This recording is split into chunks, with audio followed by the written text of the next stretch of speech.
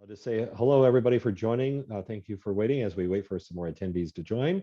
I am the Western VP for US and Canada of the Audio Engineering Society. I'm just facilitating the Zoom meeting, and I will be turning this over to John Musgrave of the AES LA section momentarily. And with that, I will now turn this over to John Musgrave.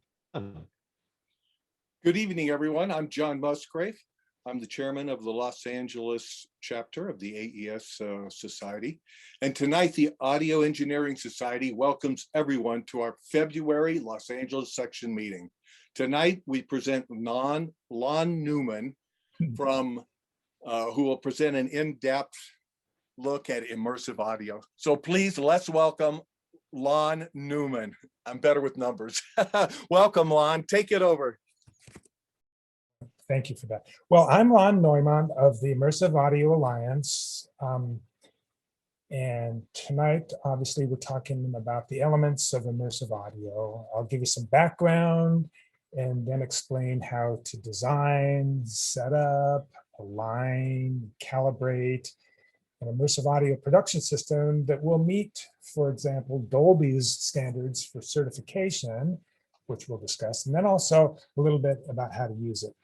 So an important goal with professional production and monitoring is that by conforming to standards of implementation and utilizing best engineering practices, we achieve the best representation of what we can anticipate will be experienced by the audience. That's what we're trying to do here. So our program tonight will include these elements of this introduction, some history. We'll talk about spatial audio in general. We'll discuss formats. We'll discuss summing localization. We'll discuss alignment, calibration, Dolby certification as a good rule of thumb, immersive panning, object-based audio, metadata authoring, metadata rendering, and some new developments.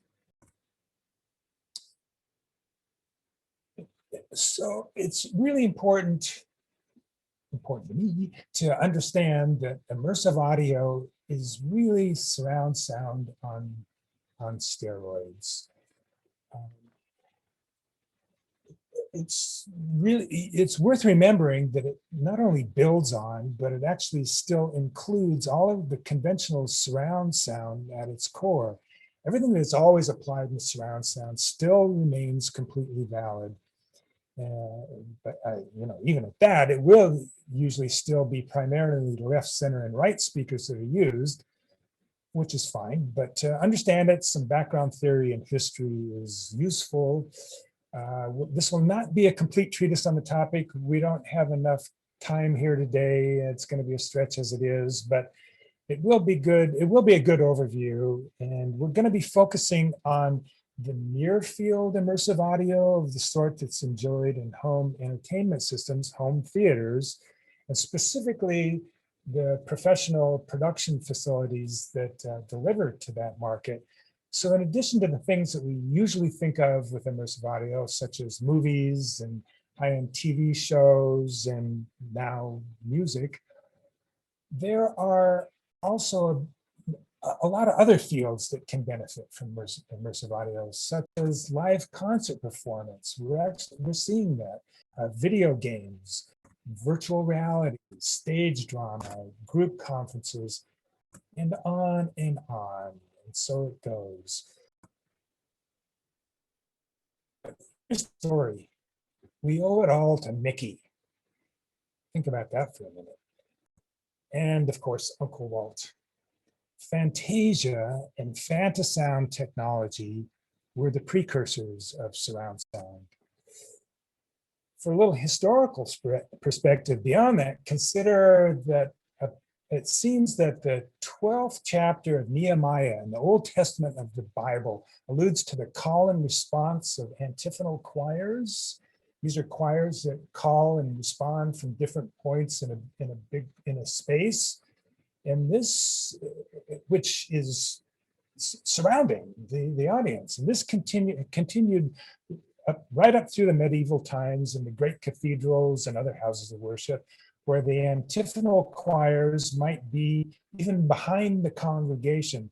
Then there were and still are the ranks of pipe organs that can be located in various chambers around the congregation in these same resonant spaces. The spatial audio of what we now consider stereo was demonstrated by an experiment at the Academy of Music in Philadelphia in 1933. This actually even utilized equalized high bandwidth telephone lines to the Constitution Hall in Washington, D.C., Philadelphia to Washington, D.C. in 1933. Left, center, and right speakers were concealed behind an opaque scrim that was acoustically transparent. Paul Stokowski, the musical director of the Philadelphia Orchestra, was on hand to personally operate the 3-channel level and tone controls. Since conductors have always gotten a really good envelopment in their orchestras and resonant spaces, this led to Stokowski's enthusiastic involvement in Fantasia, as I'll explain. So in 1938, Leopold Stokowski and Walt Disney were having dinner separately at Chasen's restaurant in Beverly Hills. Disney passed him a note asking if they could speak. Well, it turned out that they happened to already be mutual fans. Walt had been inspired by The Sorcerer's Apprentice at the Hollywood Bowl, leading to his concept of Fantasia as an animated film vehicle for classical music. Stokowski was so enthusiastic that he agreed to do the score free of fees. I haven't mentioned score of what yet, but I'll get to that. But based on what he had experienced, he stipulated that it would have to be stereophonic, but no such thing existed, not in cinema nor anywhere else. They had to develop it. So Walt came up with the concept that the flight of the bumblebee should not only buzz around the screen, but also it should buzz all around the auditorium. Thus was born the concept of surround sound. Fantasia was originally released on November 13, 1940. In the course of development for Fantasia, some of the other things that the Disney engineers invented included multi-track recording, pan pots, overdubbing, arrays of surround speakers, and even early automation. Fantasound was truly the precursor of all subsequent surround sound systems. Amazingly, all of this was before magnetic tape even. Think of that. So, but it was a flop. It was not financially successful in its initial run. Enormous sums of money had been spent on the development of this pioneering technology. Exhibition was limited to just a few select high-end venues, and even there, extensive custom installation work was required at each of these venues. And there were staffs of live operators required at each venue. Have a look at that. But history was made, and the groundwork was laid for future developments, such as 12 years later, 12 years after the release of Fantasia in 1952, after our having expropriated magnetic recording from the Germans in the war, the groundbreaking production known as This Is Cinerama opened. Cinerama involved 3 interlocked projectors whose images were stitched together on a super wide concave screen. Multi-track magnetic soundtracks played back into 5 screen channels and 2 surround speaker arrays. Thus, we had 7-channel surround sound way back in 1952, very similar to the Sony SDDS format that premiered 40 years later on June 17, 1993. In both This is Cinerama and Fantasia, a major portion of the audience's experience was the nature of the audio event. It was enormously compelling, and it was well integrated as an essential component of the show. It helped make both shows seem larger than life. This is the fundamental background of today's immersive audio. Spatial audio, near-field spatial audio systems utilize principles of physics for phantom imaging. Since the days of stereo, spatial audio has always existed. The stereo, the spatial perception was mostly between the speakers, and a little bit behind the speakers, but with surround sound came a sensation of being enveloped in the sound. And it also included a better front image. Now, of course, we have full immersion.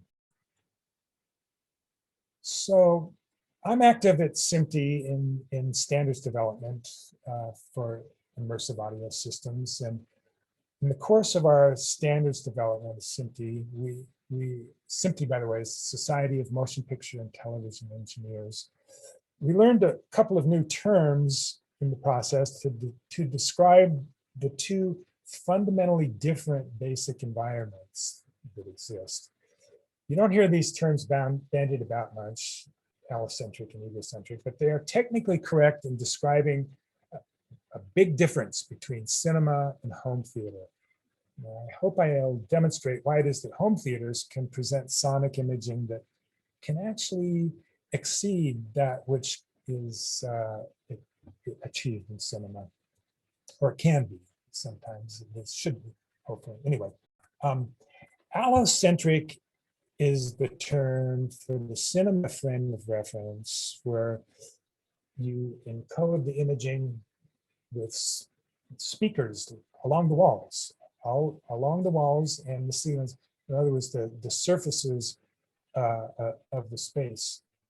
Egocentric is the term for the frame of reference that exists in our spaces of interest here, that encodes spatial images relative to the position of the observer.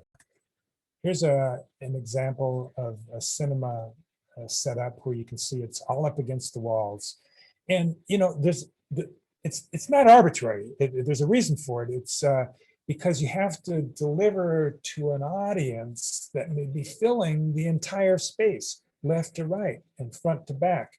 Well, it's inherent in the physics of that there's no seat anywhere in the house where there is relative phase coherence between and amongst those loudspeakers. The physics just aren't there. So the positioning of sounds around the room has to be done by other means. And that's the way it works in cinema. It's not a matter of interchannel phase coherence. Here's a pictorial representation of a commercial cinema, which hopefully you can sort of see. But here is the home theater, egocentric, if you will, alignment. We'll come back to this later for some details, but at the moment, just reflect on the fact that it's a circle of speakers that's oriented around one central point of measurement and listening, the sweet spot, the primary listening position. Here's sort of a pictorial representation of that in some home space. So there are other differences with cinema Atmos too, by the way. The cubic volume of the space, the listener's distances from the speakers, the loudness. I'm sorry, what was that? Somebody said something. I'm sorry. And the X curve. So this is the infamous X curve, which exists in cinema and only in cinema as a closed system. It does not apply for home theater. And that's one of the reasons why movies created in this environment need to be actively adapted for home theater, ideally properly remixed specifically for home theater, but at a minimum, they should at least be remastered for home theater.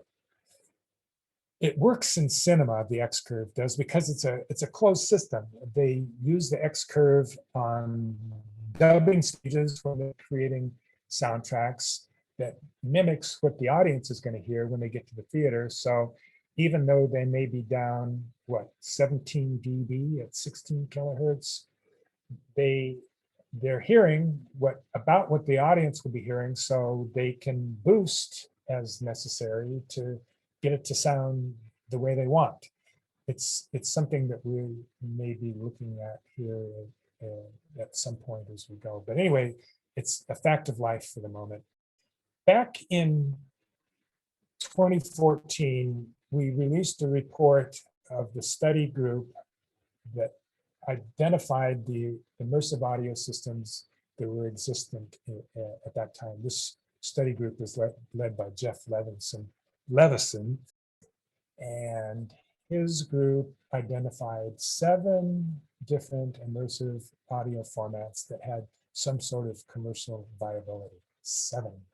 They were, and mostly are, Dolby Atmos, DTSX, Oro 3D, the NHK system from Japan, wavefield synthesis, ambisonics, MPEG-H. So there's just no getting around the fact that the Dolby Atmos format is in some ways sort of the de facto standard. Technically, it's not the standard. It just sort of has emerged as the leading format. Then there's the DTSX system, the Oro 3D system, the NHK 22.2 channel system. And here's a pictorial representation of it in sort of a cinema style room. Now this wavefield synthesis system is a whole paradigm shift. It's a whole different thing. And it exists by completely ringing a space with tightly spaced speakers, as tight as you can get them all the way around. And with clever signal processing, you can recreate the illusions of both point sources and planar waves entering from outside the space. I heard this demonstrated, I think it was at Glen back at that time, where you see the focused source in the room. Well, that they actually demonstrated creating the illusion of some sonic source in the room, and you could actually walk around it on all sides and hear it remaining in place in that location, which is just astounding. I don't know how that plays into our world, but it's just a really interesting thing. And the basic, here's a picture of the basic principle, where by combining the elementary waves that originate at each of those speakers, they combine to create synthesized wave fronts that represent the acoustic sources. And there, at one point, I'm not sure this still exists, but at the Mans, which was the Chinese theater back in the day, and I think it's now the TCL, if I'm not mistaken, had an installation. And it was quite something. Then there's high order ambisonics. Ambisonics generally originate with a sound field type microphone of this sort that we're seeing here, where you can see it's an array of capsules that are configured in a tetrahedron. It's a tetrahedral array.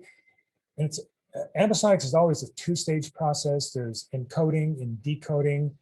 The encoding stage converts the signals from the mics into the B format, with spherical harmonics, which we'll touch on more, which are agnostic of the loudspeaker arrangement.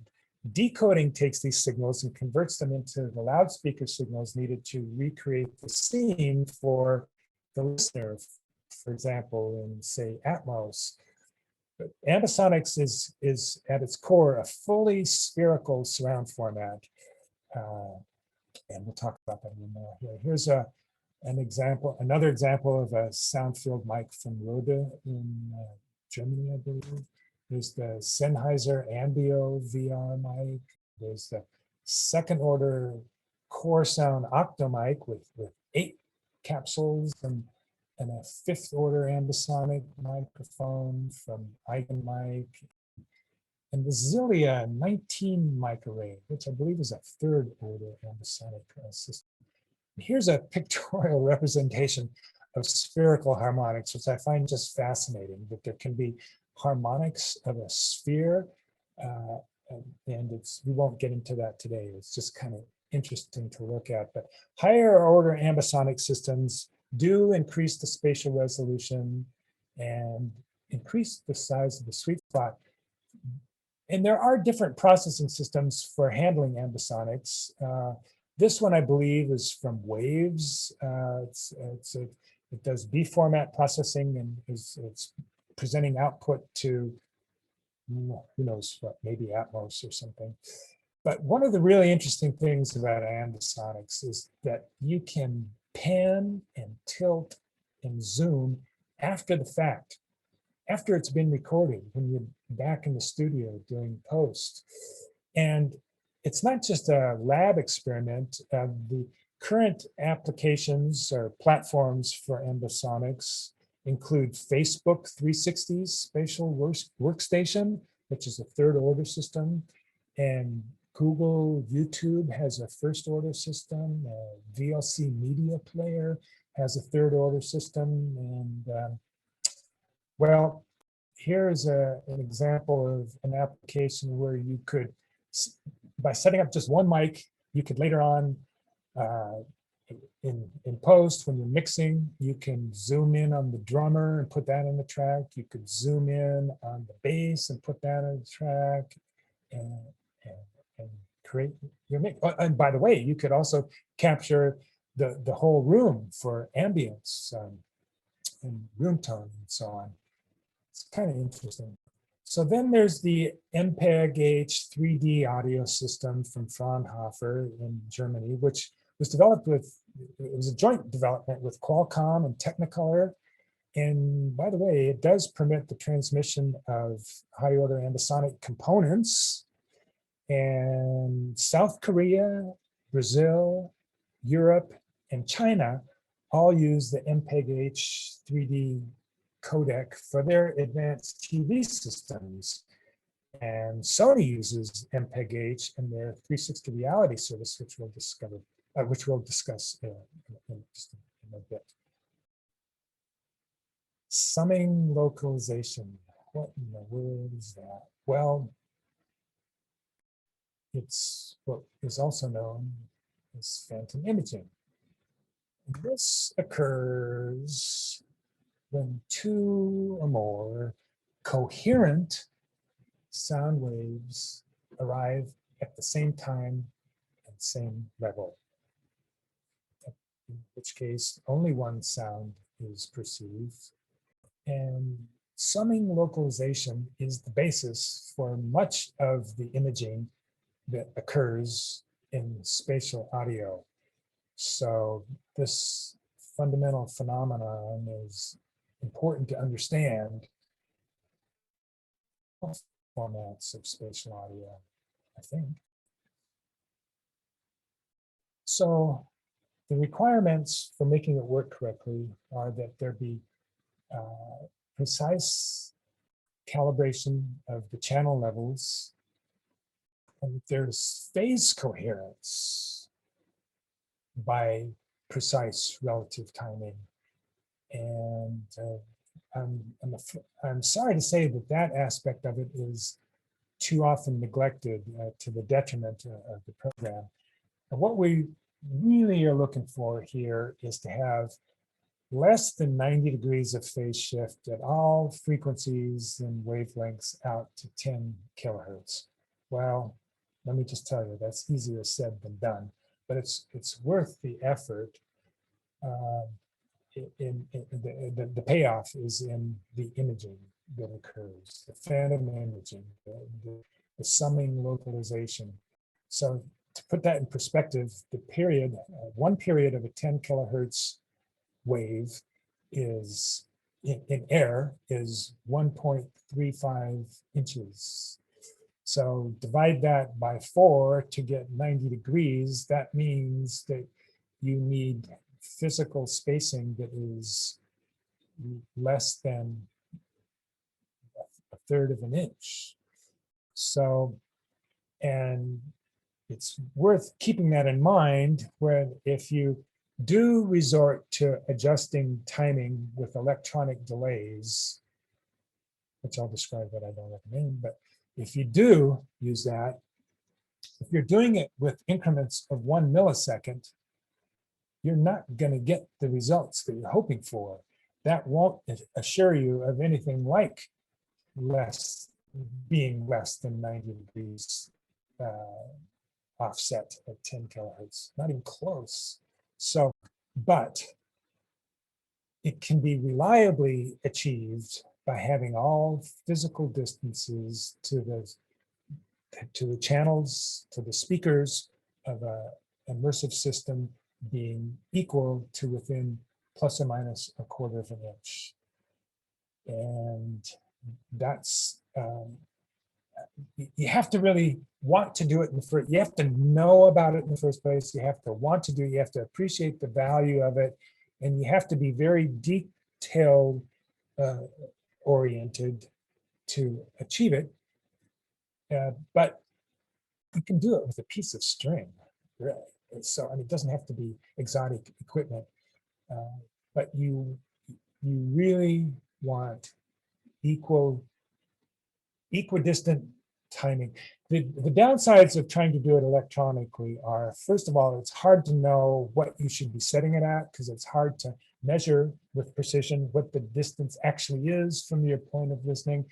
And there's just a whole lot of ways to mess up, and settings can get lost. Things. The thing that's totally reliable is doing it physically. You just have to want to do it and take the time and effort to do it. So related to all of this is this discussion about the center channel.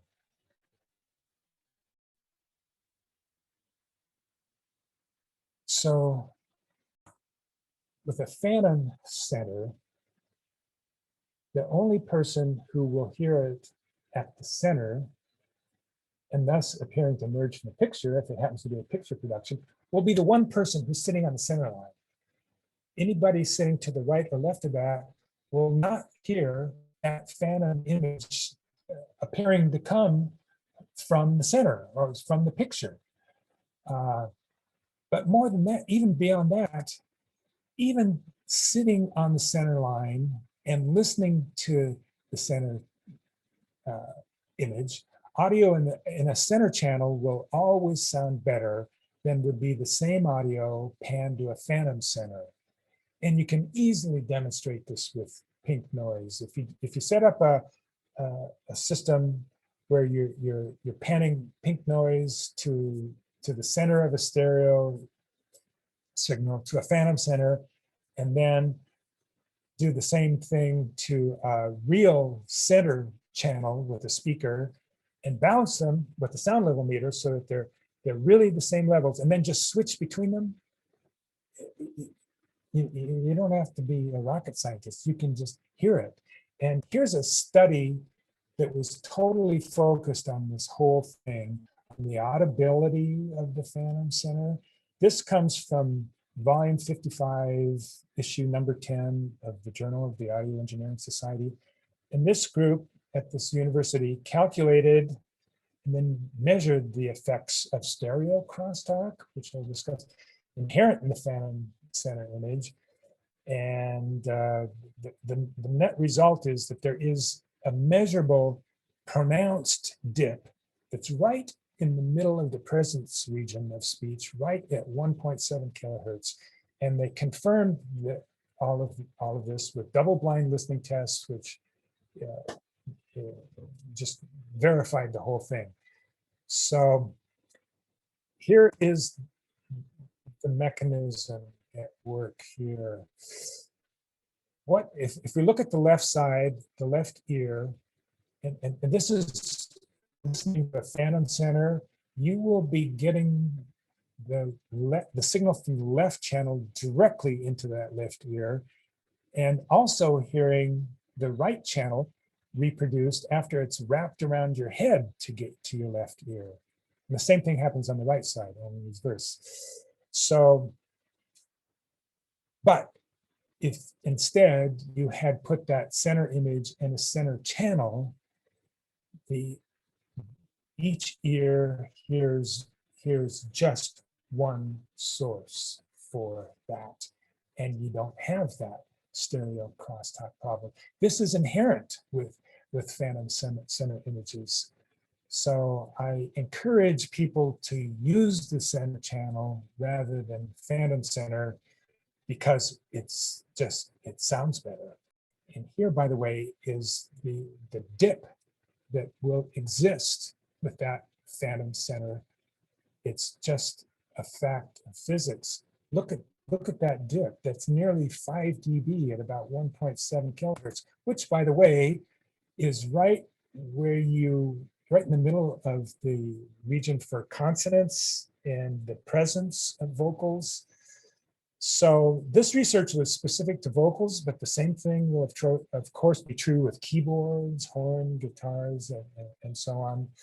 So once again, even mono programs benefit from being coded as surround so as to take advantage of the center channel. And I offer as examples the nightly news on PBS and NBC, where that's exactly what is done for that very reason, by comparison to some others who can remain nameless here. So, but there's more. So here's a discussion of the Haas effect, which is also known as the precedence effect, which shows that an error of less than a millisecond will cause that phantom image to just collapse. It goes away. It goes to the one that arrives the soonest. It just, I mean, that phantom center image is fragile. So I'll just move on here. Just understand. But there's more that stresses the importance of correct alignment. I don't think you're going to be able to hear this effect very well. I apologize for that, but I'm going to play this clip anyway, and it presents itself graphically. So we start with the transfer function of the device under test, and there's the single signal, and then we had a second one that's timed up with it. And then we offset it slightly, just a little bit. And on top of everything else that occurs with being out of alignment, we get a punch filter on top of it, which is the frequencies of these bits are dependent on timing. But you'll see here in a second, it also relates to the relative level between the two. And well, I think you can get the picture. I don't have to, in the interest of time, I'm just going to pause this and move on. So the takeaway is that we want to be very well aligned to get correct imaging. So then, as always, as we've always done in the past, we still need to listen to all the derivative versions that will be developed from an immersive program that we deliver, such as 5.1 channel surround, basic stereo, mono, sound bars, cell phones directly, headphones directly and via cell phones, perhaps that might be including some derived binaural. So this will, of course, need to occur through a renderer, which we'll discuss later. By the way, in passing, I just want to point out that encoding options usually include the ability to designate that the level of downmixed overheads can be attenuated in the derived mixes. And by the way, overheads don't need to always be thought of as purely overhead per se. Rather, they can also be used for pulling up the image a bit above purely horizontal. Another interesting thing is I recently heard a discussion between Nico Bolas and George Massenburg, both very famous, highly accomplished recording and mixing engineers, that listening in mono is still important. I mean, we go to all this trouble and all this fancy stuff that's very delicate and highly refined, but in the end, we still also need to check what happens in mono, because it happens out there. And George pointed out that he sometimes does that by simply walking out of the room to listen to the mix, because obviously then it's in mono. Moving right along, there exists in our world this certification program from Dolby, the Dolby Atmos Home Entertainment Studio Certification System. Now, even if you don't necessarily need formal Dolby certification, it's still highly advisable to hit their targets in each of their respective parameters. I submit that everybody should be doing it anyway, even if not needing to be formally certified, because mostly everything in their certification program is really right on the money, mostly. And it's very helpful to have everything spelled out and quantified as they do, and I'll show you a bit about that. The parameters that are included in the program for compliance include the floor plan, the elevations, the screen position, the screen channels, that is the front ones at the screen, the horizontal surround positions, the top surround positions in plan view, the vertical elevation angles of the top surrounds, that there is adequate power available and adequate power handling, that there be adequate speaker output level and including the headroom that needs to exist, and the frequency response in the room, the RT60 is the reverb time of the acoustics in the room as analyzed per octave band. We don't want room resonances. That's specified with RT60 analysis. And the noise isolation, noise NC25 is a noise criteria of 25 dB SPL to any intruding outside noises. It has to be well isolated space. Here then is Dolby's digital audio room design tool that's used as part of the certification process. And prior to actual certification, it's very useful in a predictive way for developing your designs.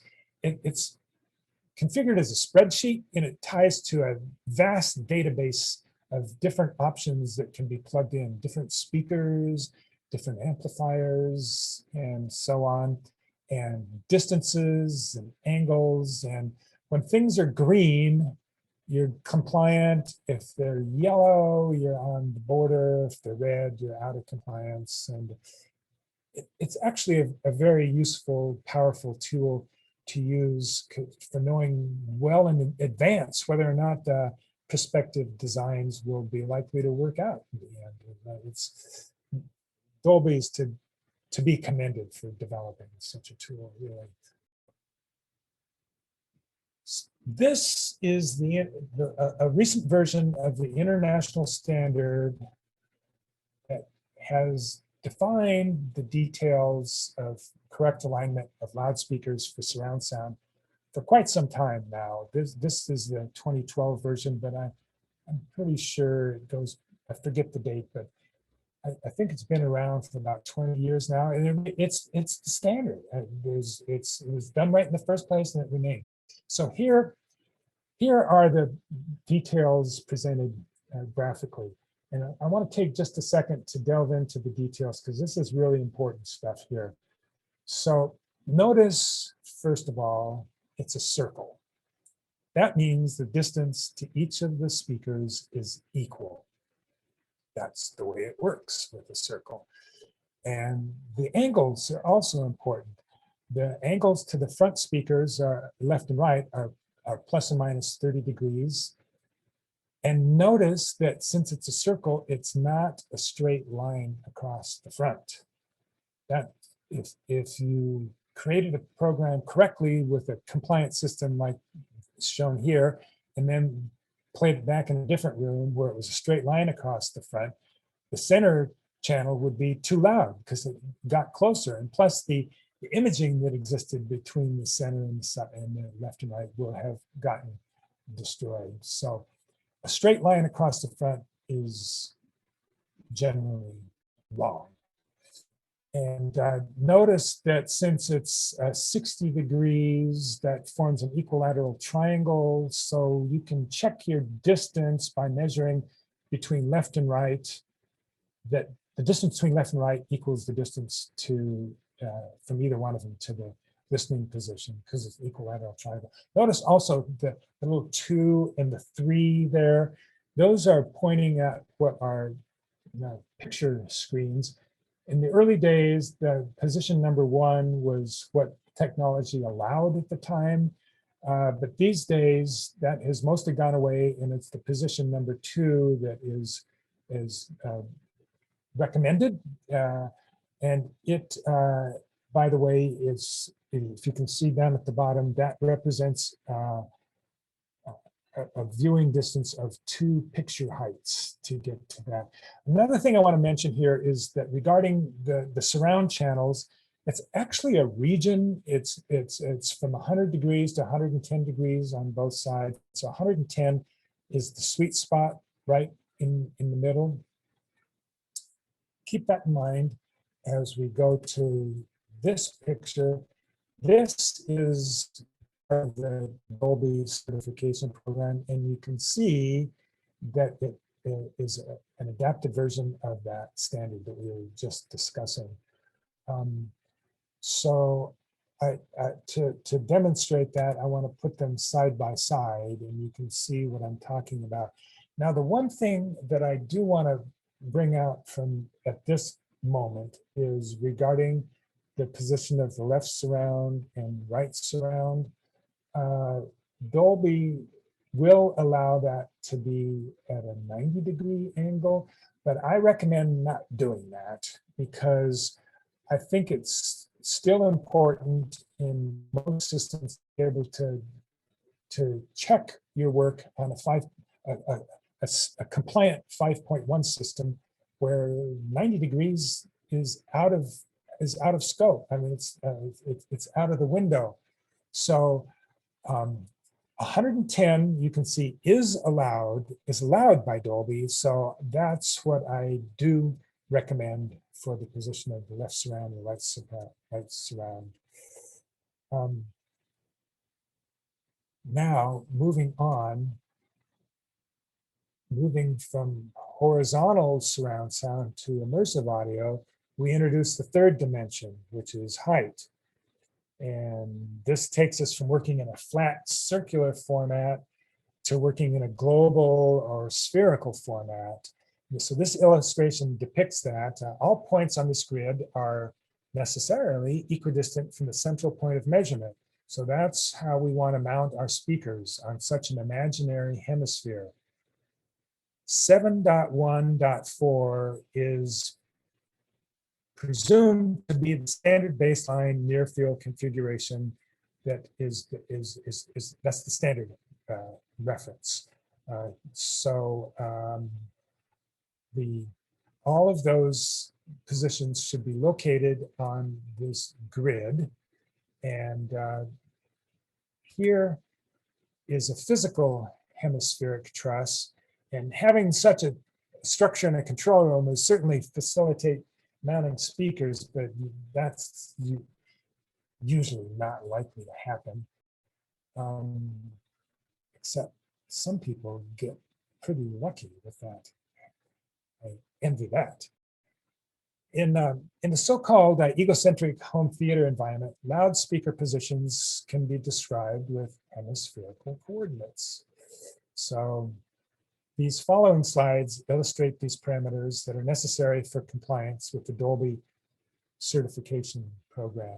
So I'll just try to step through this. This is just a pictorial representation showing the front elevation.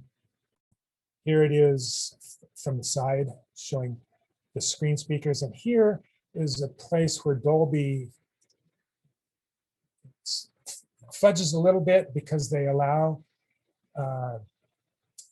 the height to drift up a little bit. It's usually, it should be at ear level, which is, you can see their ear height is presumed to be 1.2 meters, which I believe is 47 inches. That's where they should be, but they will permit you to drift upwards of that. Dolby will, to not, it still needs to be less than 20 degrees. But unless there's some persuasive reason to make such a compromise, putting the speakers right at ear level, it really is best. So let's carry on and look at the front elevation with the side speakers thrown in. And here again, they're suggesting that you can be, it should be less than 20 degrees above horizontal. And then there's the rear speakers, and they allow that to drift even a little bit farther. But they graphically there, they show them being at least at the same plane, the center and the surrounds and the rear. But really, the best thing is to have the heights of all the horizontal surround speakers right at ear height, even though Dolby will allow you to fudge a little bit. And then there's the overhead speakers. They're in plan view, they're 90 degrees all around.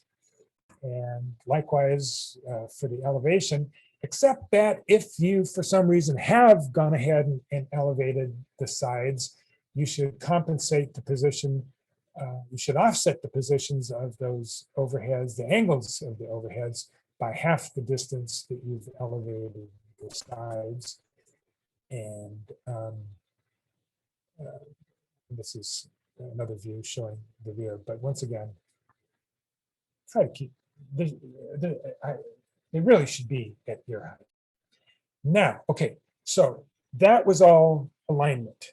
Now we come to calibration. So this table that I'm presenting here is from the ATSC 885 recommended practices that was developed under the guidance of Tomlinson Holman, and it's very well considered. So this describes what the reference loudness should be in different conditions. You can see that there are categories and volumes. Categories 1 and 2 are the spaces that we normally live in. For TV production, those are primary audio spaces and audio mostly spaces. 3 are sort of editing spaces. Category 4 is trucks. Category 5 is headphones. So realistically, in the spaces that we mostly work in, it's probably going to be that the reference level should be 78 dB SPL. That's another place where Dolby fudges a little bit. I think they call it 79 dB for some reason. But at any of the reference standard operating levels, there needs to be at least 20 dB of clean, undistorted headroom above this point. But there needs to be a defined reference sound pressure level. And as a reminder, this is one of the reasons why it's important to calibrate to a reference loudness, because it sounds different at different loudnesses. And it's presumed that on average, most consumers will normally listen at about that specified reference sound pressure level, which, by the way, happens to be the average of normally spoken dialogue. So, but there needs to be a reference SPL. So regarding calibration, the first thing I want to say is we really highly recommend utilizing identical speakers all around, everywhere. Left, center, right, surround, overhead. Using matched identical speakers yields the best level matches, the best timbre matches, the best phase match, and all leading to the best spatial imaging. So I want to highly recommend going to reasonable lengths to ensure being fully matched all around. Being merely from the same series or from one manufacturer is just really it's just not enough. The phase response, for one, and also timbre is really complex, and it just can't be fixed to match. The way to match is to start out with identical speakers. Whatever it is you choose, do it all around. So then carrying on, the procedure is to first establish electrical gain staging, just the usual suspects, for standard operating level, 0 VU, if you will. And a 440 hertz sine wave is just fine. There's nothing sacred about 1 kilohertz these days, especially when I'm doing analog recording. And so then we want to, once you've set up the electrical gain staging, basically the amplifiers and that transmission stuff, we want to balance all the main speakers. So, and by that I mean all of the speakers except for the LFE. And the way to do that is to use band limited pink noise, not full bandwidth pink noise, and not tone, but band limited pink noise at about minus 20 dB full scale, which is 0 VU, if you will. And the reason it should be band limited is it's limited on the low end, so you stay out of room resonances, the standing wave eigentones, if you will, and at the top end you stay away from frequency response issues. And frankly, if you're using band limited pink noise, just any old garden variety SPL meter, sound level meter, Radio Shack is just fine for such a thing, because what you're doing is matching. And you want to use it in C-weighted, slow reading SPL meter, and you want to take your measurement at the center of the listener's head at the primary listening position, which, as we were saying, is 47 inches above the ground at that primary listening position. Then you want to adjust the subwoofer level, the LFE, and that's a sort of a different story. And generally, if you use band limited low frequency pink noise and adjust to plus 4 dB SPL C-weighted relative to the main channels, it's probably going to get you in the ballpark. An even better way is to do real-time analysis or other electroacoustic analysis in the room. But then finally, well, I see I've been swayed here. I say 79 here. I should have corrected that to 78. Anyway, set it to the reference level when you're at the reference position of your monitoring system, which we'll get to in a minute. But by the way, A85 goes on to recommend that a really useful thing is to calibrate listening by training with reference dialogue that's been carefully recorded at that level. So you know what normal sounds like. It's amazing that people can be trained to find that. Then Dolby does suggest applying a modified X curve in bigger rooms. You know, usually in our world that really shouldn't be necessary, but even then it can be a little more than maybe -3 at 31.5 hertz. But just a quick mention there. So having achieved alignment and calibration, how do we then control it all? Well, here are the features that are important to have in a monitor controller. First of all, keep in mind that you're going to be needing to control usually at least 12 speakers. So that's a specialized thing right there. And some of the important features to have that are good to have, at least, is that they're, you know, if in case you need it, having individual delays with resolution of not more than 1/10 of a millisecond, and certainly not 1 millisecond, is really important. If you're going to have delays, first of all, I recommend not doing it electronically, but if you are going to do it, you need to do it with high resolution, fine increments. It's not going to do what you want. Then you need to be able to precisely calibrate each of the channels, and you need to have a conspicuous selection of the standard reference level. And by that, I mean just a quick button push to get back there, not twiddling a knob to get you back there. It needs to be just a boom, you hit a key and you're at standard reference. I mean, you have to, there's times you have to change it when you want to dim or whatever, or you want to boost something to listen closely, but then you want to be able to quickly get back to that standard reference level that you set up at 70 dB, 78 dB SPL.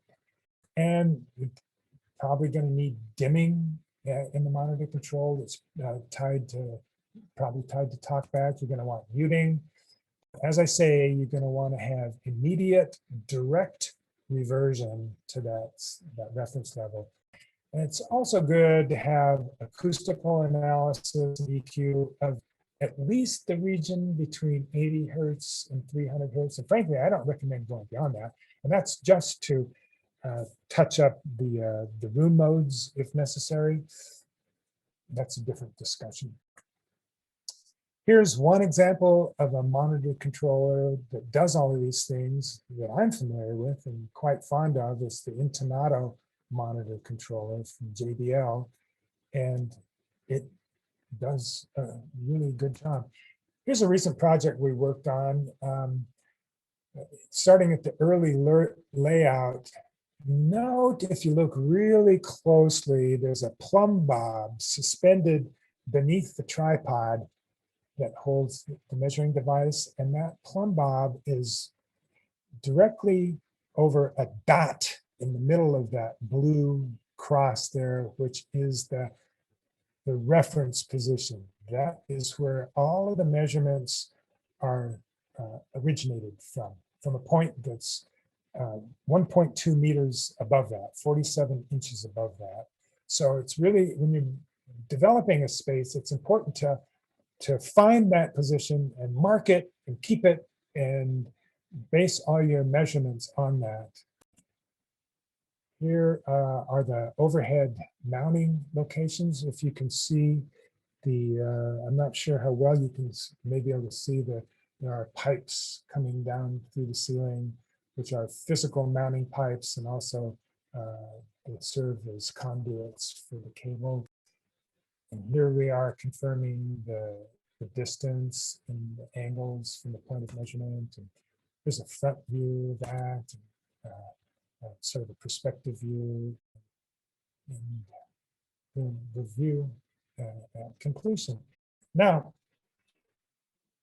with whatever configuration for monitoring and format for distribution, creating immersive content will involve panning elements in 3D to positions throughout the immersive hemisphere. Here's an example of an immersive panner from Steinberg for the Nuendo system, which I've always thought should be Nuendo. This is the multi-panner from Steinberg that does 3D panning for different formats. So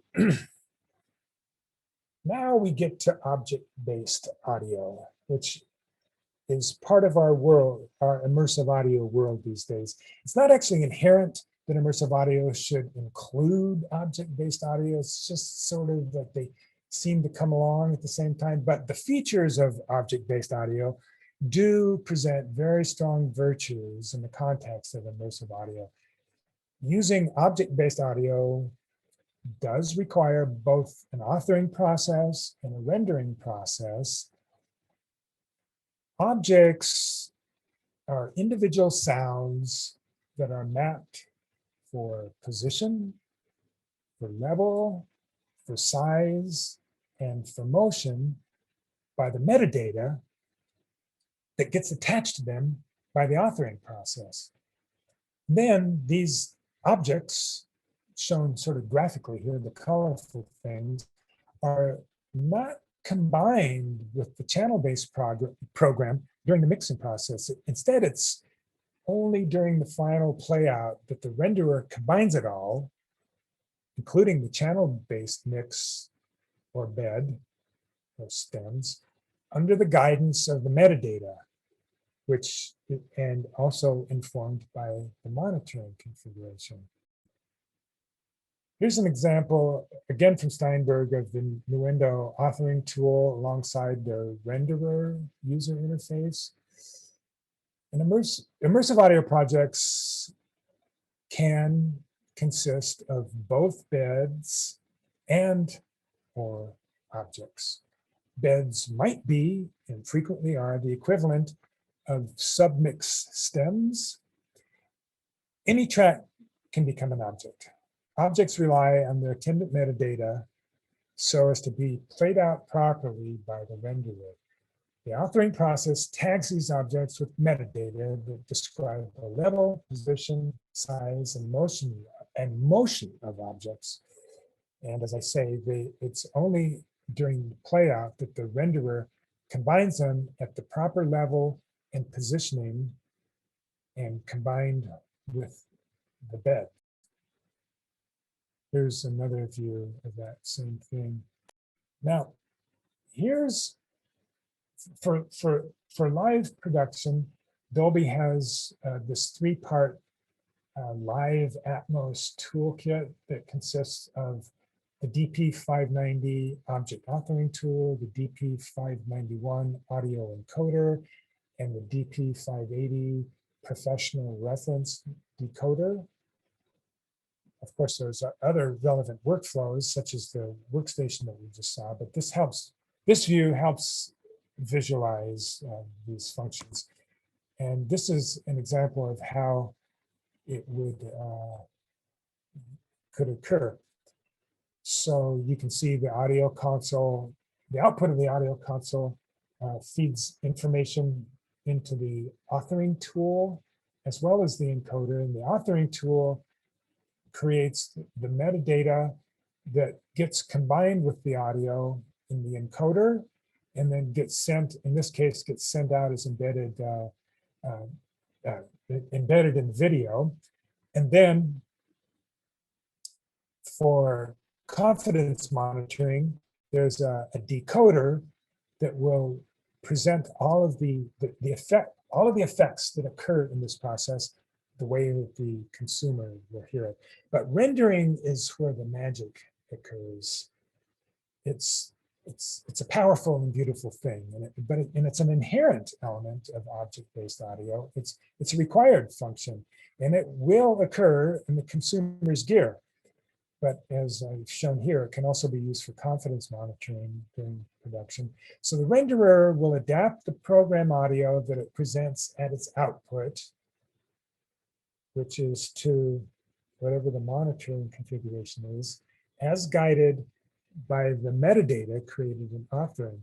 The renderer will then place every object exactly where it needs to be at its output so as to give the correct perception, no matter whether it's 7.1.4, 5.1, stereo, binaural, virtual immersive. And really its primary function, at least one of them, but I would say its primary function is its ability to adapt to the monitoring configuration at hand. And the net result might actually be the experience of a fully immersive soundtrack and movie being played out from a smartphone, as we'll discuss further in a bit. So here we show some of the possible renderings of objects. It could be a point source, it could be a sphere, it could be a flat disk, it could be static or moving.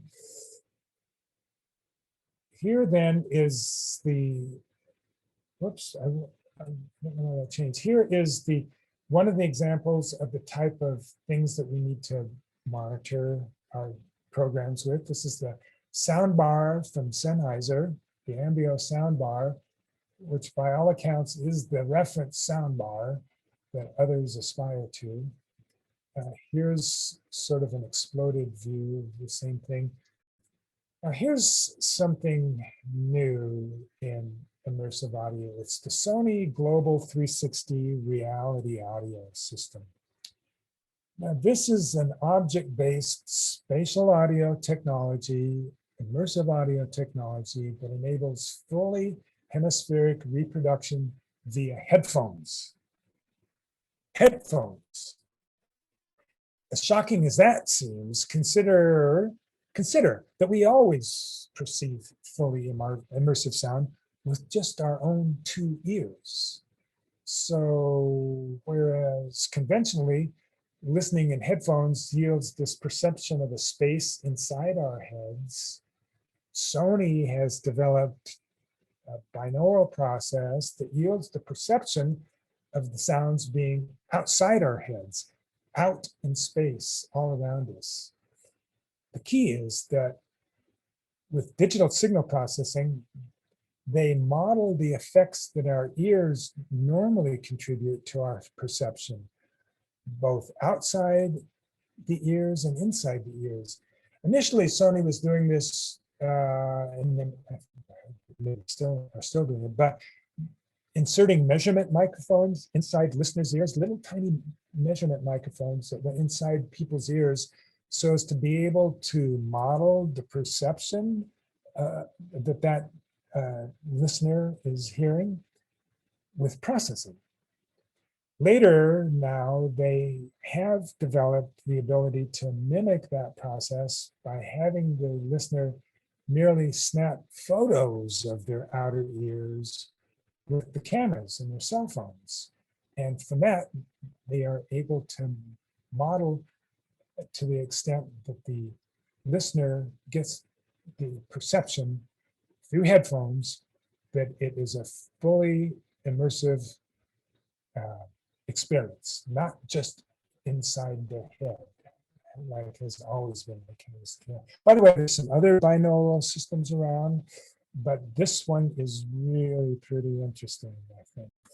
So this is the URL to the official Sony website for the 360 Reality Audio universe. I will mention in passing that it utilizes the MPEG-H codec. So that's something to keep in mind. I understand that work is underway to do a conversion, perhaps rendering directly from from Atmos, but that's under development. But this URL that's shown here is the official website that includes a really interesting demonstration. And some of the other developments, these are not specifically music, but still good and important to know that the features of Atmos in AC4, which is now a component of the new TV standard, present fully immersive object-based programming. This is via TV we're talking here now. Much lower data bandwidth, it's much more efficient. It offers extensive personalization, including the possibility of alternate languages, alternate announcers, for example, live sports, where you might want to hear the announcer for your home team. There is this dialogue enhancement feature where you can, this is by popular demand, by the way. That's one of the biggest complaints that people have. They want to be able to do it, so it's one of the features. And there is optimized playback for smartphones, tablets, headphones, whatever. And it includes a more evolved and advanced dynamic range control system, which is a topic unto itself. But I do want to mention that in 2 days, I'm doing another webinar on all these topics here for SNPTE. This is the information to the webinar that will occur Thursday night on the next generation audio features in the new TV standard. And I don't know if you can copy down that URL fast enough. If you want to do a screenshot on a Mac, if you press Command-3 on your Mac keyboard, it'll save a screenshot of this to your desktop. I'm pausing so you can capture that information, because we'd love to have you at that webinar on Thursday night. And that then brings me back around. And I think with that, I can come back to the world of the living here, so to speak. Excellent. What a great presentation. We have some questions, and I would like to, if it's all right, I'd like to just kind of drive a few questions and some things like that. And then as we're going along, we will fold into the discussion a few questions that the audience has given us. So now I think I gotta go see a man about a dog right about now. I'm sorry, that's a joke. Oh, okay, I missed that. I'm a little deaf and dyslexic from all these years here.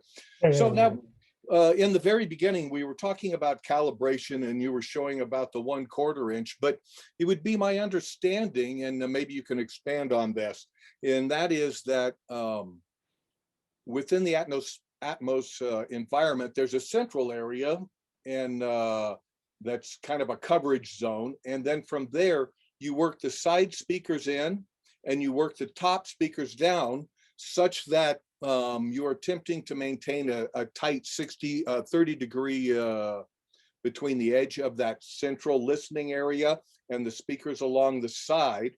And then the same for the elevated surrounds. This attention to the 1/4 inch and possibly getting down to the detail of measuring from the face of your speaker, this is about preserving the phase or angular information, so that when the analog recombines in the exhibition space or the theater, that all the combinations are right to give you the moving images that you're looking for. Is that why that's why we're really looking for the specification of such tight tolerances for the placement of speakers?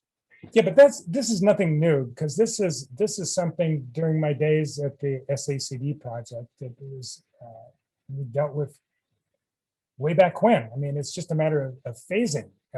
So it's the to get the phantom imaging, the summing localization, it requires phase alignment, and not just at 1 kilohertz. I mean, 1 kilohertz, of course, but all of that.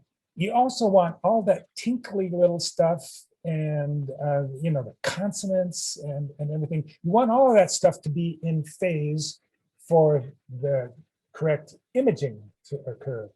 And you know, 10 kilohertz is sort of an arbitrary number. It's and it's just my own rule of thumb. It's not called out in the standard anywhere. It's just my standard practice, but it builds on my experience with analog tape recorders and the azimuth of tape heads. And so it was, and it was never the case that we could hope to get anything out beyond 10 kilohertz. I mean, 10 kilohertz is hard to achieve. And it's just as hard now, and it's because of the wavelengths, but it's worth it. And I mean, in the end, engineering is all about compromises, you know, and it's better engineers compromise better than other engineers. But I've done this a lot, and you can do it if you want to do it. And I submit to you that it's worthwhile and it's worth the effort. Excellent. So then, regarding the subs, we were talking about the speakers. We're wanting to get the same power bandwidth and everything for all the surround type speakers as with the main ones, to keep the timbre and all that type of stuff accurate, so that when we're moving the objects against the set, the stems, and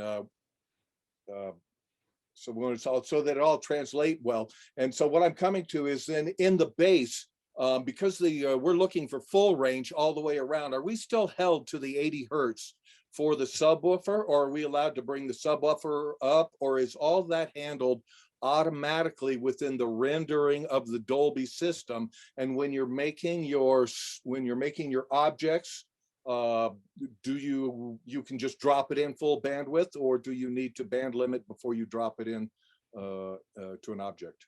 Well, there were a lot of questions there. I don't know if There were. Remember them all, but you know, a subwoofer can be an LFE, but that doesn't have to be the end of your subwoofers. In fact, I recommend multiple subwoofers in a room. Todd Welty at JBL has done some wonderful research on how it is that multiple subwoofers in a room ameliorate the effect of room modes, standing wave eigentones, if you will. And his work showed that 4 subwoofers in the room give the most neutral response in the room. The problem is we're up against the physical dimensions of the room, and it has to do with waves that fit in the dimensions of the room, and a practical reality that's almost always in the region between 80 hertz and 300 hertz. And really, we at the Immersive Audio Alliance make a point of treating those acoustically before any electronic analysis of EQ, or EQ, I should say, is applied. It's really best to do narrow band Helmholtz resonators, to not broadband bass traps, but tuned to the actual room modes that you find in the space. And that's in room treatment. Yeah. Does the system itself do the band limiting for the 80 hertz, or do you have to do that before you dump the content into the subwoofer channel? Is 80 still the magic number? Yeah, that's the magic number for the LFE. But perfect. But like I was saying, bass management is, I believe, a good thing for And that is not bound by that number.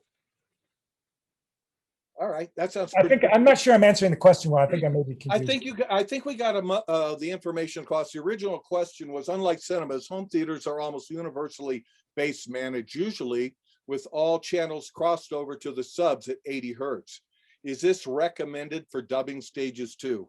So the question was, do we just drop it on in and or do we have to cut it at 80 with crossovers and everything at the amplifier itself in the mixing dubbing? Well, in the base management system, which is in the case of the Intonato, it's a function. Base management's a function of the monitor controller in that case.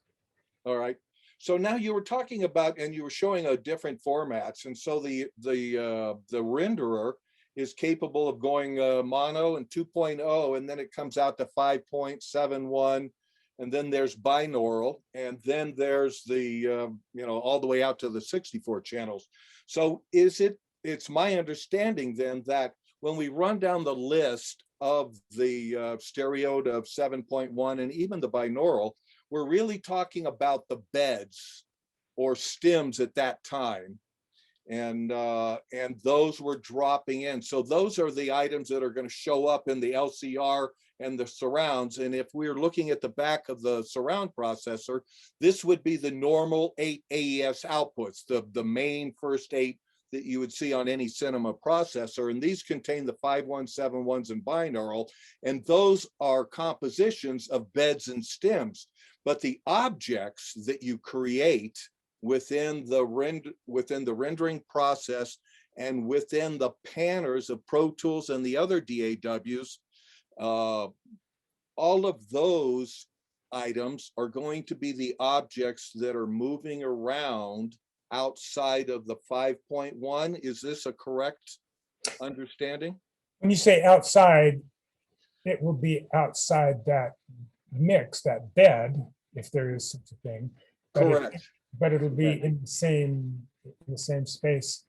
It seemed to me there was a bunch of stuff that you mentioned in passing there, and I didn't actually capture. So it's my understanding that the beds and the stems really make up a 5.1 or 7.1 space, and that when you create objects and the channels that they run on through the DAW and into the Dolby box, because on many of them the Dolby box connects through the network to the Pro Tools rig and then communicates the outside of the 5.1 audio and spatial information wrapped up in the metadata on the outside of that 5.1 audio that you traditionally find on the back of a cinema processor. If I understand what you're asking, they remain separate and they don't get combined at all until the final play out at rendering.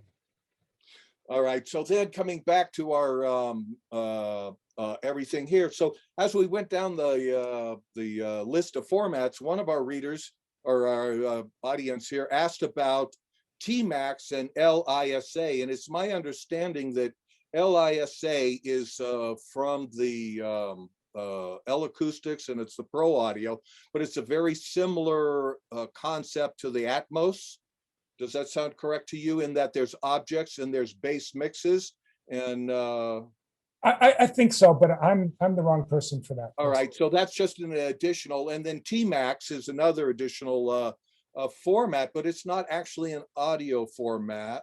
It is a control format, like the D box for the seat control and things like that, that gets hidden within the mix for more inclusive amusement park stuff. Is that correct? I guess so. Close. Okay, yeah, that's what it is. I looked it all up here, but that answers some of the questions from Mr. Wagner. Thank you. And so then as we get into the floor plan and the room criteria, we start thinking about the 64 channels available out the processor back end, and that we don't really need to use all of those, correct? Well, I think you're thinking of cinema in that regard. That sounds like a cinema thing. I probably am, and so that would be going back to the terms that we had before. That would be in the echo. Let me get my place here in the all-centric and egocentric, right? So that what I was describing with the 64 channels, and we're really thinking about using beds and stems to drive the 7.1 and the objects of audio that the things are to move around, you find that more of an allocentric Allocentric. production process. Yeah, I'm not sure if I'm. English, I apologize. I'm not sure if I'm really catching the essence of your question, but it sounds to me like that's cinema processing stuff. That's all right. Yeah, it is. And so I was kind of driving back to the objects and how objects move in relation to the bass or the beds and the stems, and that's good enough. So we rolled into floor plans and the room criteria. That's why I brought that up, and that type of stuff. But in loudspeakers, and you showed us the bar. And when we saw the image of the bar, we noticed on the top of the bar, there were two speakers that were slightly slanted with that 30-degree tilting, and they were pointed at the ceiling. How could you explain that? Yeah, don't mix with that.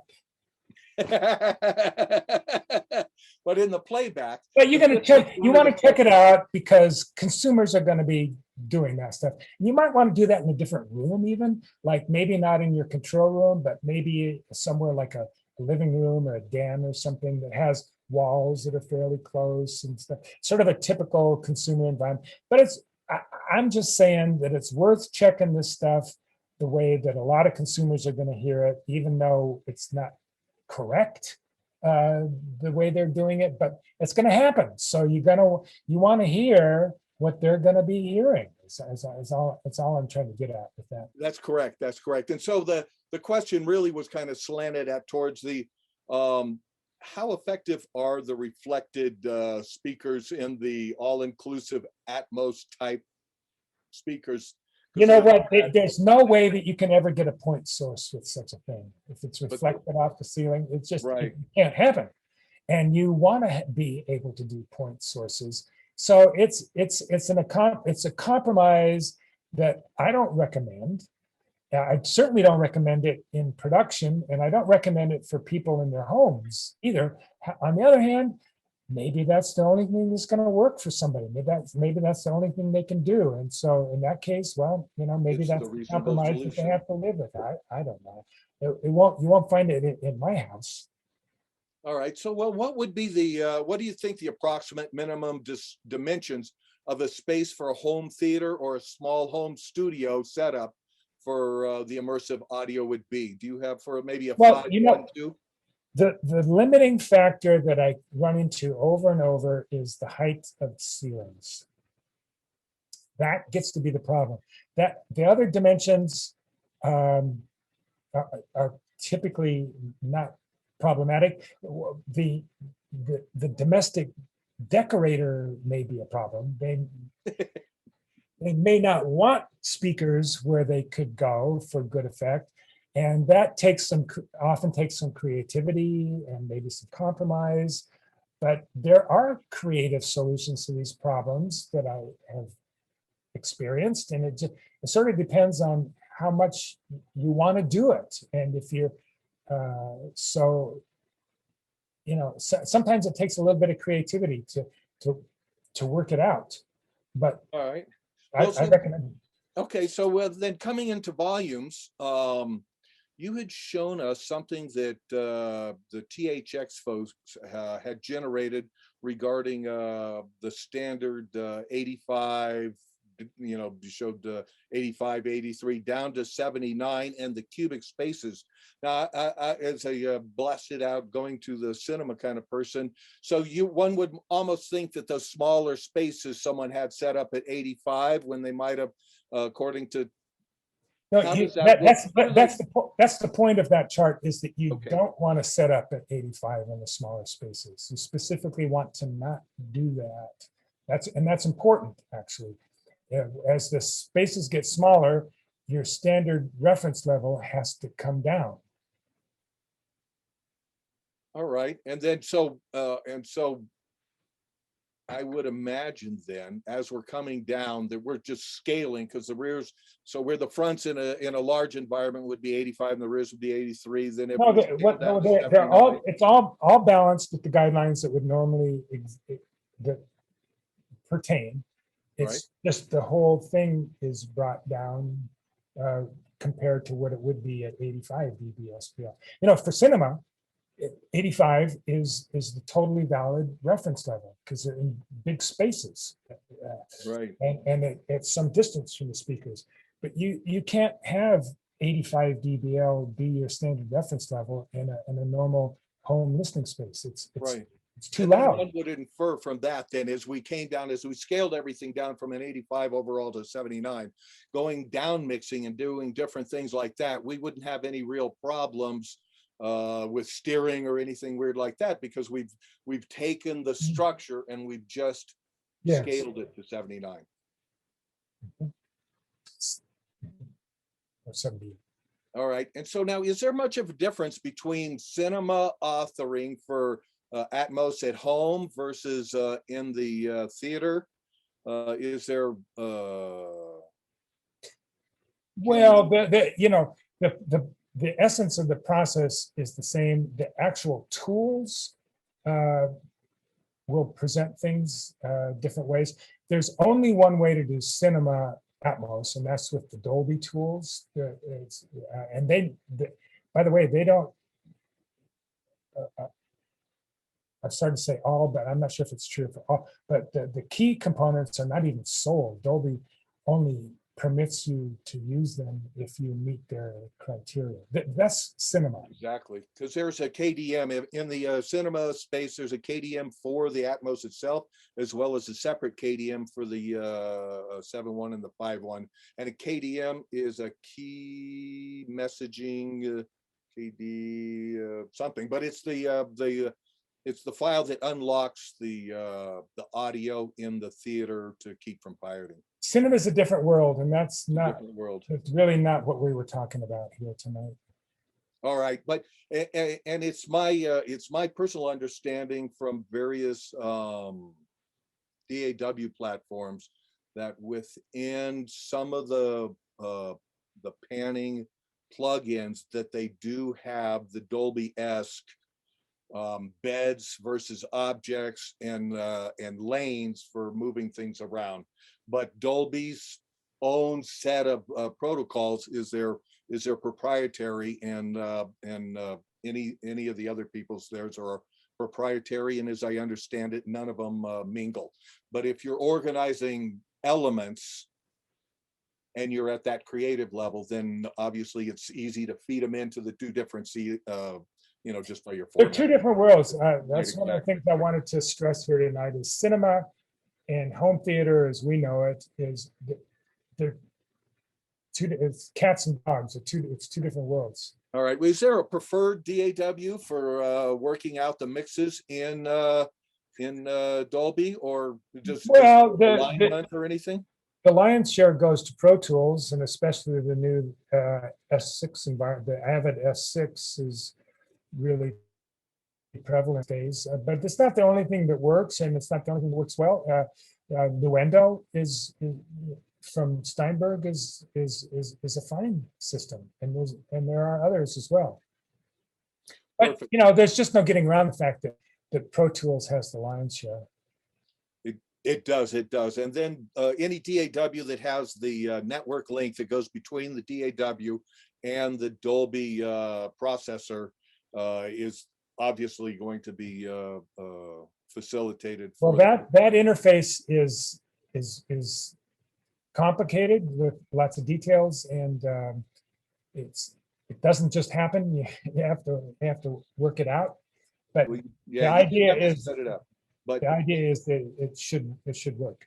Yeah, within Pro Tools, when you go and start setting up all your I/O and that type of stuff, there's actually now a Atmos, and then the Atmos unit in your facility is set up to the amount of speakers and amplifiers, and then it downloads that information into Pro Tools, and then it knows how to set up the panner from there. So So does the if you're mixing and you have a echocentric setup within your environment, it's how critical is staying in the center seat to the steering? Well, that is the point of reference. That's the standard, the primary listening position. That's where everything is balanced. But it doesn't hurt to move around and see what it's going to sound like outside that space. When I used to set up demonstrations at trade shows and whatnot for the SACD project, I sometimes would set up in a large room and then walk around outside the circle, listening from the outside. And it's interesting that you can hear when everything has been set up and calibrated and aligned and calibrated, you can tell that something interesting is going on over there, even when you're outside the space. I don't recommend that that's a reference listening thing, but it's interesting that anything at all should happen from outside the circle. But back to the more practical reality, the primary listening position, the reference listening position, is where you should base most of your critical judgments. All right, that makes sense. All right, so well, how about do you know that whether or not in the new Dolby rendering box, is it capable of doing AC4 decoding also and backwards compatible, so you can kind of pop things up and listen to them as you're pushing it forward to an Atmos environment? I haven't heard that it does AC4, but there's a lot of things about AC4 that I don't know yet. And 2 days from now, on Thursday night, Tim Carroll will be on hand to answer all those difficult questions. All right. Now, I thought I had read somewhere along the line that it was capable of some AC4 decoding, but I'm not entirely sure. And the reason I'm sure about AC4, because but I haven't heard that. I also haven't heard that it does that with Dolby Digital Plus, which can also contain Atmos. So. Well, what I believe I understood was that when you're setting up the in a allocentric environment, when you're setting up the sides and things like that, they were recommending to use a multi-channel cinema amplifier, so that when you were in a non-Atmos, a standard 5.1 on your surrounds, where you may have had 6 speakers along a wall, and you were feeding them all with a singular mono, the side surround or the R surround. Within the Atmos environment, utilizing a digital cinema amplifier with 6 channels, the Dolby processor could either drop 6 channels of the same thing if you're doing a plain 5.1 mix to satisfy that setup, and if you were in an Atmos environment where you had multiple speakers along the side, it knew to drop the differential audio into each speaker through the digital audio connection to the amplifier that had the digital input and had the intelligent routing within it. So that way, when you're within the Atmos environment and you're in a larger system, maybe you have up in the roof, you have 4 sets of 8, and along the sides you have 12 or 18. It can get the graduation that you need to make the audio move smoothly. You're talking cinema again. I am talking cinema, and that was and that's kind of part of the questions that were being asked. This point, we're kind of stretching between AC4 decoding and Dolby Atmos for Home supports up to 24:110 playback. Most consumers wind up around 714 or 916 at most. What do you recommend for dubbing stages? So I was combining all of that into one idea to see that when you're setting up your environment to do your dubbing, along the sides and in the back, where you normally would have 4 and then maybe 4 along the sides that are all doing a mono surround, within the Atmos environment, they want you to break out each individual speaker. And because within the digital environment distribution, they're able to either hit those with the same thing to stay in a classic 5.1 mode, non-Aptos, or to use each one individually to get into a larger 24.1.10 or any whatever your specification is. So that's how I understand that it works. And I think for our work, the benchmark is 7.1.4. right. There is I wouldn't be entirely candid if I didn't acknowledge that there is, what do I want to say, a trend. I'm not sure if it's a trend, but there is some discussion that 9.1.6 is a good environment for music mixers to work in, that maybe their panning turns out better if you have that increased resolution of the space. We're talking home theater here, this is not cinema. But that if you do work in 9.1.6, it's imperative that you check your work in 7.1.4, because that is the standard benchmark. And then take it down and check it in 5.1, check it in stereo, check it in mono, check it in the soundbar, check it in binaural phones, check all those things, because Right. that's what's going to happen. Okay. All right. So now the next question is, do you have a favorite panning position, algorithm, or process? What translate the best between binaural and loudspeaker arrays? And what about large listening areas? How do you optimize? So that's kind of like how do you get a sweet spot, and does that sweet spot transfer or translate to something really tight like a binaural, or maybe the 360 that you were talking about earlier? I think the answer to the question is to make it, the larger you can make it, the larger the space is, the larger the area of the sweet spot will be. All right. And so, all right. So I understand that. So if I was going back to a binaural, then I would, if I was really concerned about a binaural translating properly, then I would probably make myself have one of geodesic mixed domes that you showed us earlier in the process. And then that would probably have the best chance of translating through the process into a pair of binaural headphones, and having the headphones move and sound like you feel you're hearing when you're in the mixed environment. But you need to check that. But by the way, related to that, in recent times, like during the pandemic, at Sony Pictures on the lot in cinema now, for a moment, people were needing to work from home. They couldn't work on the lot. So the Sony 360 system, and I think in cinema they call it 360 VR, I think, for virtual reality. What they've been doing down there is taking the mixers and setting them on the dubbing stage and mixing and analyzing what their ears are hearing with measurement microphones inside their ears, while the sounds are being reproduced at all the different speakers in that specific space.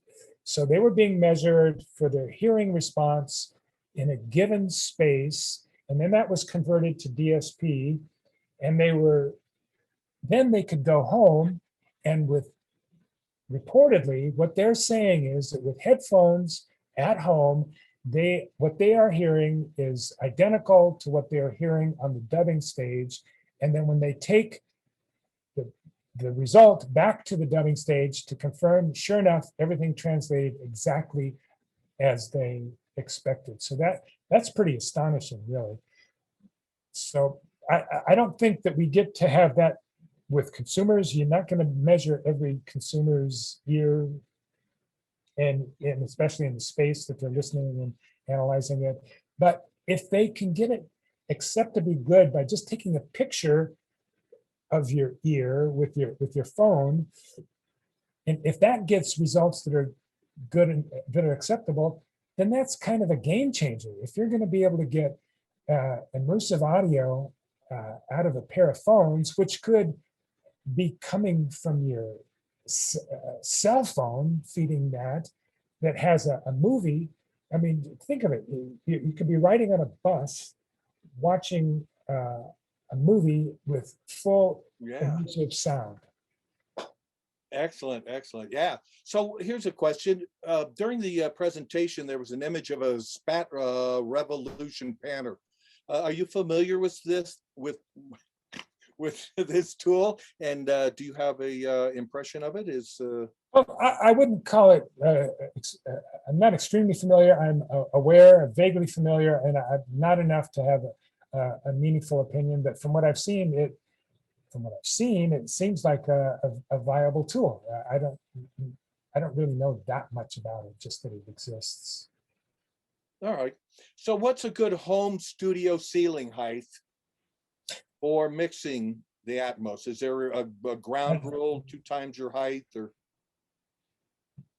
Well, think of it this way. You want the distance to the ceiling to be about equal to the distance to the front center speaker.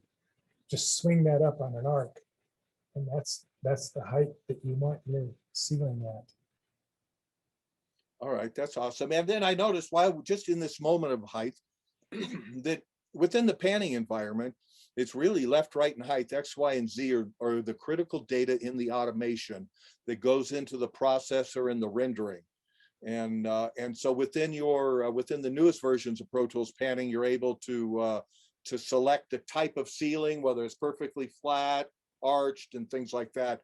So in looking at all that, height is a very important element.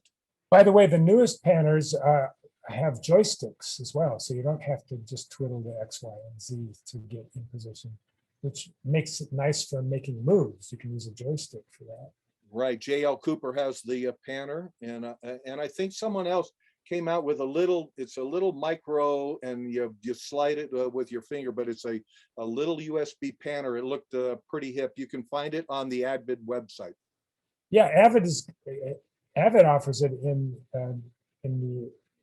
there's an S6 module that has joystick panners. Right. All right. So is there a significant driving force that's taking music, that's taking everything to immersive? Is it just the future? We're here. Is there like 5 surround quad, was it, back in the 70s, was promised, we bought, and it never showed up? What are the driving factors today that are going to make immersive lasting, and that the investment in the infrastructure to build to create the content is not going to go? It's just such a beautiful thing. It's got to succeed because it's so cool. And by the way, I'll just point out that Dolby, for one, is very actively promoting Atmos music, fully immersive music, and there've been some really brilliant mixes done. Greg Penny's done some great stuff. Nico Bolas has done good stuff. George Massenberg has done good stuff. Al Schmidt has done good stuff. And Universal Music Group is distributing in immersive now. Warner Brothers is distributing music immersively, and I think Tidal, and there's even some that are streaming it. And I don't know. I think this thing has got legs. I hope this doesn't go the way that Quad did, because I remember that.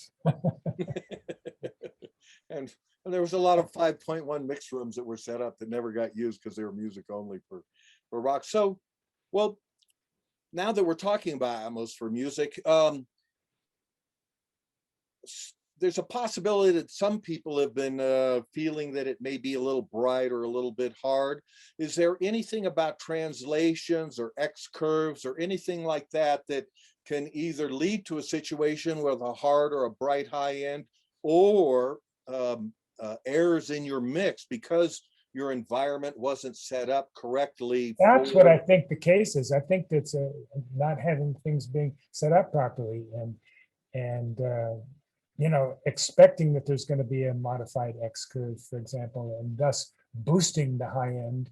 And then when it comes to being played out, that modified X curve is not there, so it's just too bright. So, but the error, the mistake occurred in how the system was set up for the mixer in the first place.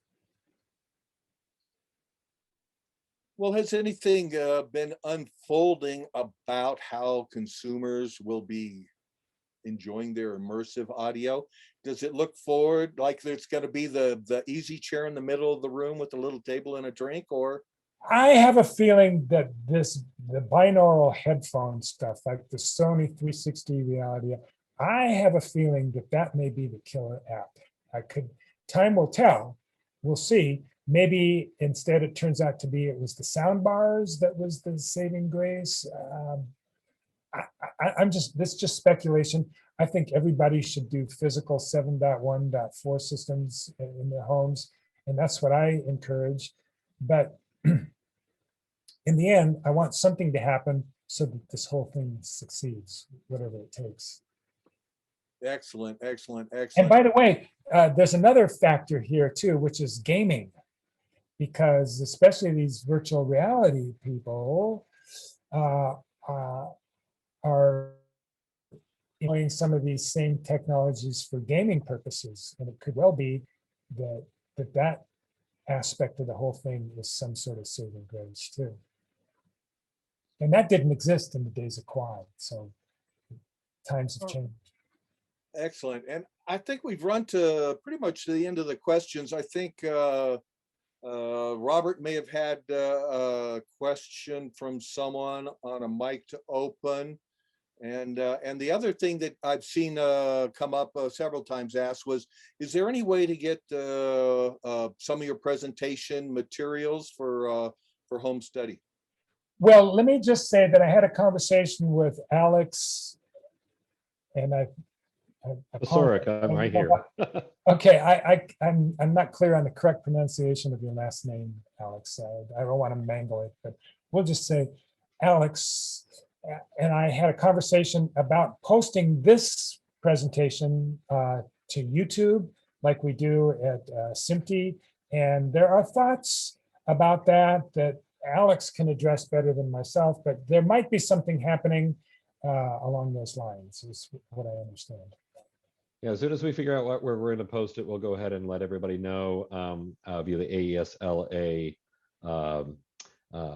mail list, that the same one that sent out the information about tonight, as well as I'll share it on a few locations on social media, including the official Audio Engineering Society discussion Facebook page. So stay tuned. Watch this space. Excellent, excellent, excellent. Well, everyone, the Los Angeles chapter of the Audio Engineering Society thanks you for joining us. And we look forward to next month's presentation, to be announced at this point. And Lon, thank you very much for your presentation and the time you spent with us. The information was awesome. I hope everyone